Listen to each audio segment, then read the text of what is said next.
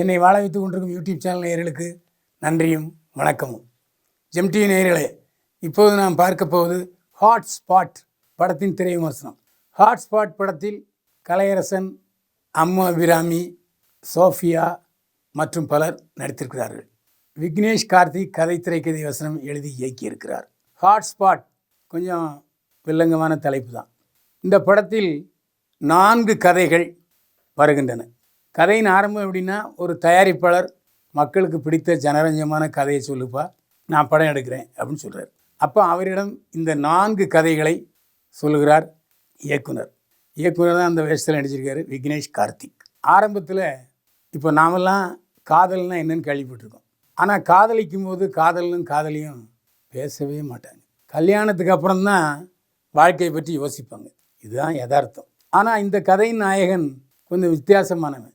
ஆண்மைத்தனம் வேண்டாம், ஆளுமை ஆண்களுக்கு கொடுக்காமல், அதாவது கணவனுக்கு கொடுக்காமல் மனைவிக்கும் கொடுக்கணும். மனைவி கணவன் கழுத்தில் தாலி கட்ட வேண்டும், கணவன் மனைவி கழுத்தில் தாலி கட்ட வேண்டும்.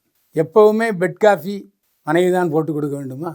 இல்லை, மனைவியும் போட்டு கொடுக்க வேண்டிய காப்பியை கணவனும் போட்டு கொடுக்கணும். அதேமாதிரி வேலைக்கு போக வேண்டியது ஆண்கள் மட்டும்தானா? இல்லை, பெண்களை வேலைக்கு அதை மனைவியை வேலைக்கு அனுப்பிவிட்டு கணவன் வீட்டு வேலை செய்யலாம். அதுவும் மாமனார் மாமியாருக்கு எல்லா வேலையும் செய்யலாம் என்கிற ஒரு நூதனமான முற்போக்கு கொள்கையுடைய காதலன் கணவனாக வர்றான். ஒரு விபரீதமான கற்பனையை அந்த கணவன் தன்னுடைய வாழ்க்கையிலே அமல்படுத்தி கொண்டுகிறான். இப்படியாக ஒரு கதை செல்கிறது. 2வது கதையில் கதாநாயகன் அதிகமான பண தேவைக்கு ஆளாகிறான். அப்போ ஒரு ஆள் சொல்கிறான், எப்பா, பெண்களில் மட்டும்தான் உபச்சாரி என்று நினைக்கக்கூடாது, மேல் ப்ராஸ்டியூட்டும் இருக்காங்க. நான் ஃபோன் பண்ணுறேன், நீ போய் சம்மந்தப்பட்ட பெண்ணை சந்தோஷப்படுத்தி விட்டு வா, கை நிறைய பணம் கிடைக்கும் அப்படின்னு சொல்கிறார். இந்த பரதேசியும் அந்த தொழில் உள்ள விபரீதத்தை தெரியாமல் போயிடுறான். 2-3 தடவை கை நிறைய சம்பாதிக்கிறான். 3ஆவது தடவை போகும்போது முட்டாள் லாட்ஜில் நம்பரை மாற்றி உள்ளே போயிடுறான். அவன் போக வேண்டிய நம்பர் உள்ள ரூமுக்கு பதிலாக வேறு ஒரு ரூமுக்கு போயிடுறான். பார்த்தா அங்கே ஷாக்குன்னா ஷாக்கு, அப்படி ஒரு ஷாக்கு. அங்கே அவங்க அம்மாவை பார்க்குறான், விழுந்தடிச்சு ஓடியாந்துடுறான். இப்படி ஒரு கதை.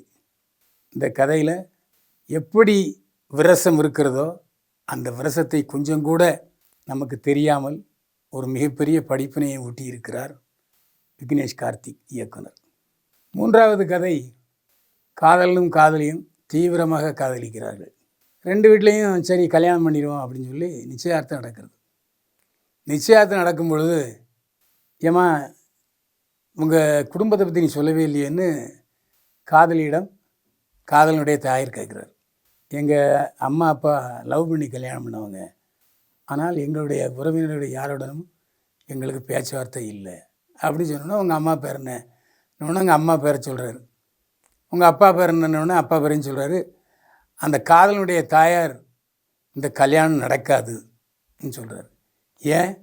கல்யாணம் நடக்கணும்னு சொல்லி தானே நிச்சயார்த்தம் நடக்குதுன்னு சொல்கிறேன். இல்லை, என்னுடைய தங்கை தான் உங்கள் அம்மா, அப்போது இது உனக்கு காதலம் கிடையாது, அண்ணன் அப்படின்னு சொல்கிறார்.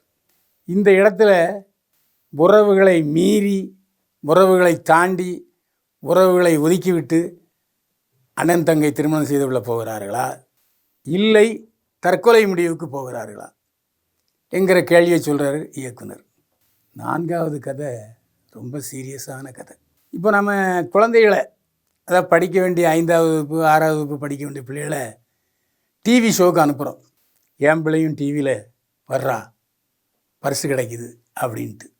அது என்னென்னா, இந்த டிவி ஷோ ஜனங்களை மெஸ்மரைஸ் பண்ணி கெடுக்கிறதுங்கிறது நாம் மறந்துடுறோம்.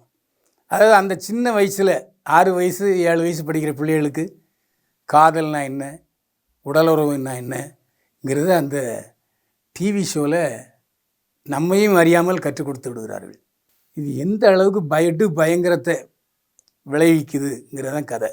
அதாவது அந்த போட்டியில் ஜெயித்தால் 3 லட்சம் அப்படிங்கிறதுக்காக மகள் தவறாக நடந்தால் கூட பரவாயில்லை, போட்டியில் ஜெயிக்க வேண்டும் என்ற வெறி தாய்மார்களுக்கு ஏற்படுகிறது. இது எவ்வளோ பெரிய மோசம்! அந்த விஷத்தனமான வீடியோ கேம்களை தடை செய்ய வேண்டும். தயவு செய்து படிக்கிற பசங்களை படிக்க வைங்க, டிவி ஷோவுக்கு அனுப்பாதீங்கிற ஒரு அருமையான பாடத்தை சொல்லுகிற 4வது கதை. எல்லாம் சொல்லி முடிக்கிறாரு. கடைசியில் தூக்கி வாரி போடுற மாதிரி இயக்குனர் விக்னேஷ் கார்த்திக் ஒரு விஷயத்தை சொல்கிறாரு. அது சொன்னால் சுவாரஸ்யம் போயிடும், கிளைமேக்ஸோட சுவாரஸ்யம் போயிடும். தியேட்டரில் போய் பாருங்கள். படத்தின் தலைப்பு தான் ஒரு மாதிரி கிணத்தனமாக இருக்கே தவிர, ஹாட்ஸ்பாட் குழந்தைகள் பார்க்க வேண்டிய படம், காதலர்கள் பார்க்க வேண்டிய படம், திருமணமானவர்கள் பார்க்க வேண்டிய படம், அம்மா அப்பா பார்க்க வேண்டிய படம். தெரியாமல் ஏதோ ஏ சர்டிஃபிகேட் கொடுத்துட்டாங்க. இருந்தாலும் நீங்கள் நிச்சயமாக இது ஓடிடியில் வரும், ஓடிடியில் பார்க்கலாம். முதலில் அப்பா அம்மாவும் காதலன் காதலியும் மாணவர்களும் தியேட்டரில் போய் ஹாட்ஸ்பாட் படத்தை பாருங்கள். என்னங்கடா எல்லா இளவும் ஒரே என்டர்டெயின்மெண்ட் ஸ்டோரியாகவே வருது, எல்லாம் ஆக்ஷன் கதையாக வருதுன்னு நம்ம புலம்பிகிட்டு இருக்கோம் இல்லையா? அந்த புலம்பலுக்கு ஒரு நல்ல தீர்வாக மிகச்சிறந்த படமாக வந்திருக்கிற ஹாட்ஸ்பாட்டு. தியேட்டரில் போய் ஹாட்ஸ்பாட்டை பாருங்கள். பைல்வான் பார்வையில் ஹாட்ஸ்பாட் படத்துக்கு 100க்கு 60 மதிப்பெண்கள். மீண்டும் சந்திப்போம். வாழ்க வளமுடன்.